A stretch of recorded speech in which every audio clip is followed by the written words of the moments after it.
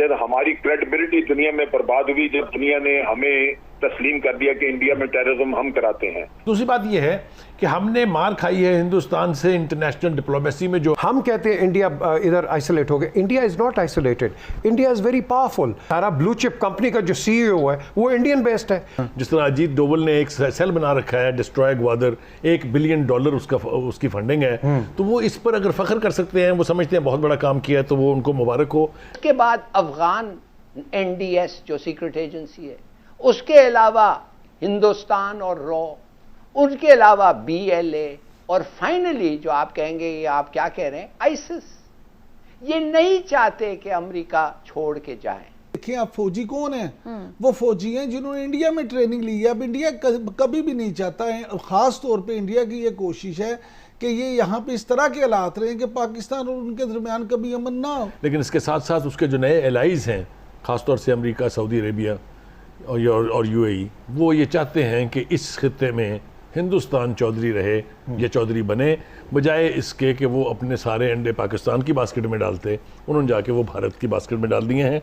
इसे आप मोदी की कामयाबी कह लें या मुसलमान दुनिया भर में जो है उनकी बदकिस्मती कह लें, जो भी नाम दे लें, लेकिन ये रोल इनका अच्छा नहीं है। ये वो नुकसान है जिसका आने वाले वक्त में हमें सही अंदाजा हो सके। जिस तरह अजीत डोवल ने एक सेल बना रखा है डिस्ट्रॉय ग्वादर, $1 बिलियन उसकी फंडिंग है, तो वो इस पर अगर फख्र कर सकते हैं, वो समझते हैं बहुत बड़ा काम किया है, तो वो उनको मुबारक हो। लेकिन इंटरनेशनल अरीना में हमने 2 मुसलमान ममालिक के नाम तो ले दिए, लेकिन मैं बिल्कुल जिम्मेदारी से कहता हूँ कि सबसे बड़ी बिट्रेयल जो कश्मीरी मुसलमानों की है, वो हमारी पूरी जो मुस्लिम बिरादरी है, जिसको कभी हम उम्मा कहते थे, या वो OIC जो एक इम्पोर्टेंट ऑर्गेनाइजेशन है, उसको आप कोई रत्ती भर क्रेडिट नहीं दे सकते। आप देखिए 2 बड़े इशू मुसलमानों के हैं, एक पैलेस्टीनियंस का है, दूसरा कश्मीरीज का है। जो कुछ कश्मीर में अब हिंदुस्तान कर रहा है एज ए रियासती दहशतगर्दी, उसकी कोई मिसाल ना हिटलर से लेके और आज तक के ज़माने में आपको नहीं मिलेगी। मगर जो आलमी ज़मीर है, जो मुर्दा तो है ही, दिल तो इससे बड़ी गाली देने को चाहता है उसको, इसलिए कि इन्हीं कश्मीरियों के हवाले से 2 रेजोल्यूशंस यूनाइटेड नेशंस के अंदर पिछले करीब 70 साल से पड़ी हुई हैं, लेकिन किसी का ज़मीर नहीं जागता, किसी को वहाँ होने वाली ह्यूमन राइट्स वायलेशन दिखाई नहीं देती हैं। और तीसरा जो वर्ल्ड कम्युनिटी है, जो फर्स्ट वर्ल्ड अपने आप को कहलाते हैं, ये बरतानिया का भी अनफिनिश एजेंडा था, कहाँ है उसकी लीडरशिप, कहाँ उन्होंने अपनी जिम्मेदारी को डिलीवर किया है।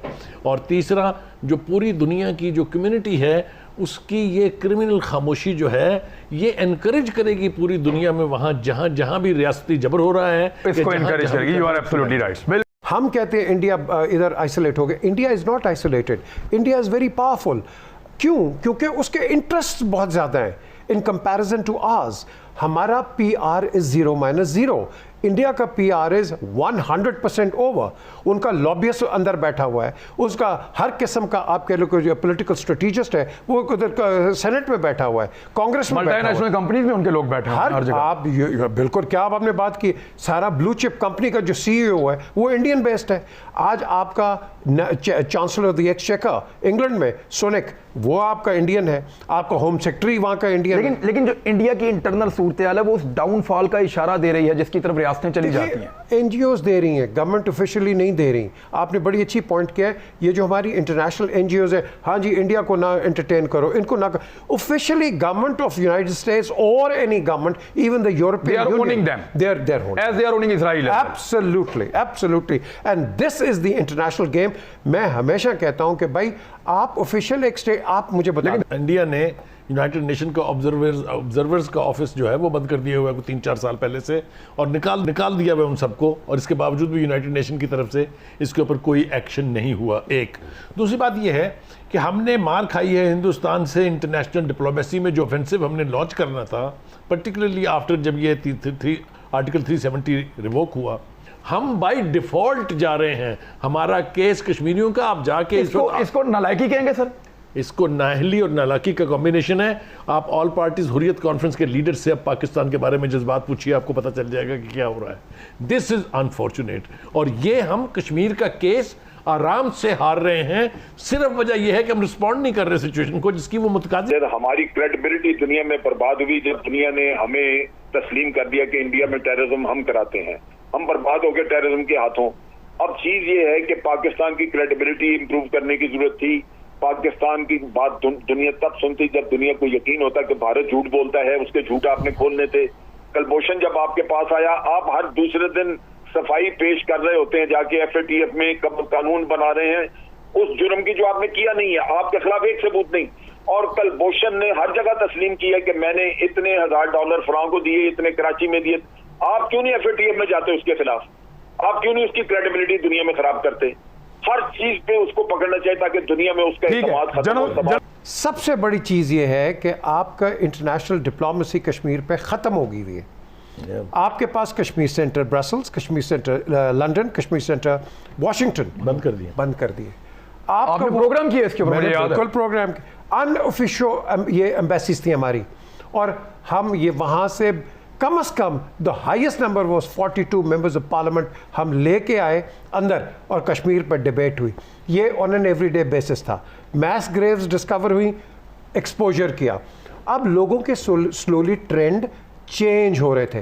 हिंदुस्तान की डिप्लोमेसी देखें, आप ये कह रहे हैं कि गवर्नमेंट के क्लेम्स में और गवर्नमेंट के एक्शंस में बहुत फर्क है। देखिए ना, जब ये एनेक्स कर जाते हैं इंडिया, हम जाग जाते हैं। उसके बाद अफगान NDS जो सीक्रेट एजेंसी है, उसके अलावा हिंदुस्तान और रॉ, उनके अलावा BLA, और फाइनली जो आप कहेंगे, ये आप क्या कह रहे हैं, ISIS।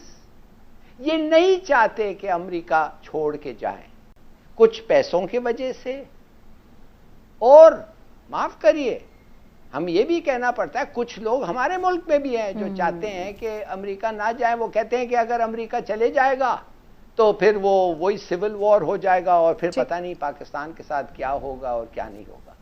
हम भी उनके साथ फुली नहीं है। तो मैं तो वही लोग हैं जो ये सारे कार्रवाइयां करवा रहे हैं। ठीक है हिलाल साहब, वक्त सॉरी बहुत कम है। वही लोग हैं। बिल्कुल ठीक है। मैं इमरान साहब का भी जल्दी से ले लूं कमेंट। इमरान साहब, आपकी नज़र में ये क्या मामला है और पाकिस्तान को इसे कैसे हैंडल करना चाहिए? सिंपल है, बिल्कुल सिंपल। देखें, पाकिस्तान ने किरदार अदा किया, बहुत अहम किरदार अदा किया। अमेरिका, अफगान तालिबान और उनकी अफगान हुकूमत के दरमियान मुज़ाकरात में। अब ये बदनसीबी ये है कि सिर्फ वहाँ पे, क्योंकि मेन देखें आप फौजी कौन है, वो फौजी हैं जिन्होंने इंडिया में ट्रेनिंग ली है। अब इंडिया कभी भी नहीं चाहता है, ख़ास तौर पे इंडिया की ये कोशिश है कि ये यहाँ पे इस तरह के हालात रहे कि पाकिस्तान और उनके दरमियान कभी अमन ना हो।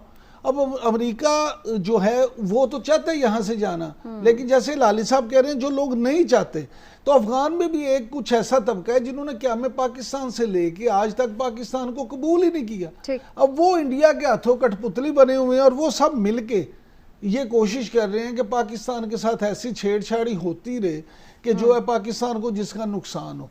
लेकिन ये मैं आपको बता दूं कि लेकिन आप समझते हैं इंडिया अभी तक इतना इन्फ्लुएंस